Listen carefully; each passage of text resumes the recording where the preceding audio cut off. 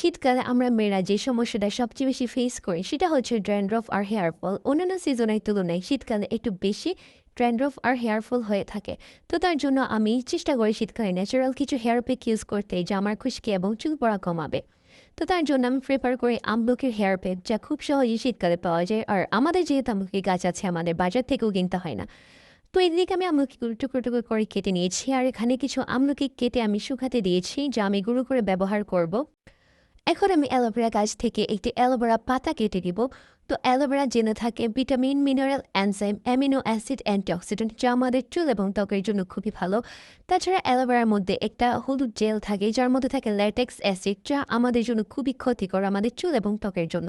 তো তোমরা ব্যবহার করার আগে সবসময় অ্যাসিডটা বের করে তারপর ব্যবহার করবে। অ্যাসিডটা বের করার জন্য তোমরা প্রথমে অ্যালোভেরার চারপাশটা কেটে নিবে, আমি যেভাবে কাটছি ঠিক সেভাবে। তো কেটে নিয়ে এই অ্যালোভেরাগুলোকে একটা প্লেট বা পাটের উপর রেখে দিবে 30 মিনিট বা 1 ঘন্টার জন্য। তারপরে অ্যাসিডটা বের হয়ে গেলে সেটা ভালো করে ধুয়ে তোমরা ব্যবহার করবে। তো এখন আমি অ্যালোভেরাগুলো ভালো করে কেটে জেলগুলো বের করে নিয়েছি, আর এদিকে কেটে রাখা আমলকিগুলো আমি ব্লেন্ডার করে ভালো করে ছেঁকে নিয়েছি।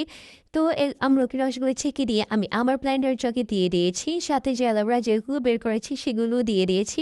আর অবশ্যই ইগনোর মাই স্ট্যান্ডার্ড, ঠিক আছে? কি আমার স্ট্যান্ডার্ডের দিকে তাকামানা সময় রেসিপি দেখো। তো এগুলো আমি আবার ভালো করে ব্লেন্ডার করব।